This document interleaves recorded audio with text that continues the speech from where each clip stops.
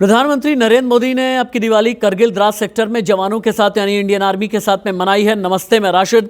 प्रधानमंत्री 2014 में जब पहली बार पीएम बने थे तभी से अपना ये संकल्प बताया था कि राष्ट्रवाद के लिए, देशभक्ति के लिए और देशभक्ति के जज्बे को ऊर्जा में तब्दील करने के लिए हर साल दिवाली के दिन फौज के साथ में रहेंगे या इंडियन आर्मी या फिर पैरामिलिट्री के साथ में। पिछले हमने 8-9 सालों में ये देखा है कि प्रधानमंत्री इंडियन आर्मी के साथ, आईटीबीपी या फिर बीएसएफ के साथ में अपनी दिवाली मनाते हैं। नमस्ते, मैं राशिद। इस बार करगिल द्रास सेक्टर जो दुनिया का सबसे चुनौती भरा और सबसे मुश्किल युद्ध क्षेत्र कहा जाता है, 1999 की करगिल की लड़ाई जहां पर लड़ी गई है।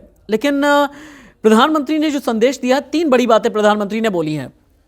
पहला तो ये कि अगर कोई भी आतंकवाद किसी भी तरह का होता है, चाहे वो आंतरिक आतंकवाद यानी नक्सलवाद या फिर बाहरी खतरे से निपटने के लिए अब हम और भी ज़्यादा अग्रेसिव हो जाएंगे।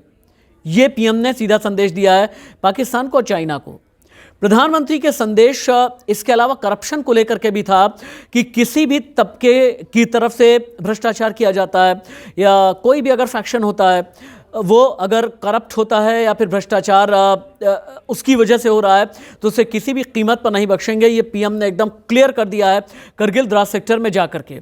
इससे पहले पीएम जहां जहां गए, एक बार मैं रिकॉल कर दूं, 2014 में सियाचिन गए, 2015 में अमृतसर पंजाब, 2016 में किन्नौर हिमाचल प्रदेश, 2017 में गुरेज जम्मू कश्मीर, 2018 में हर्षिल उत्तराखंड, 2019 में राजौरी जम्मू, 2020 में लोंगेवाला जैसलमेर और पिछले साल यानी 2021 में नौशेरा जम्मू कश्मीर प्रधानमंत्री गए। दिवाली कई मायनों में खास रही।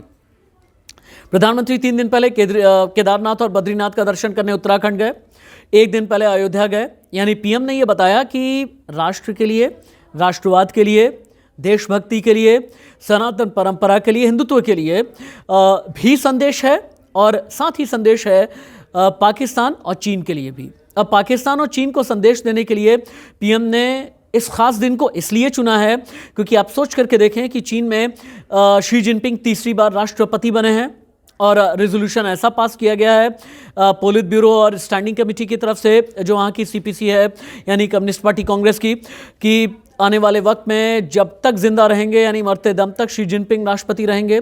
शी जिनपिंग भारत के लिए उनके कई फैसले कितने खतरनाक साबित हुए हैं ये भी हमने आपको इससे पहले बताया है।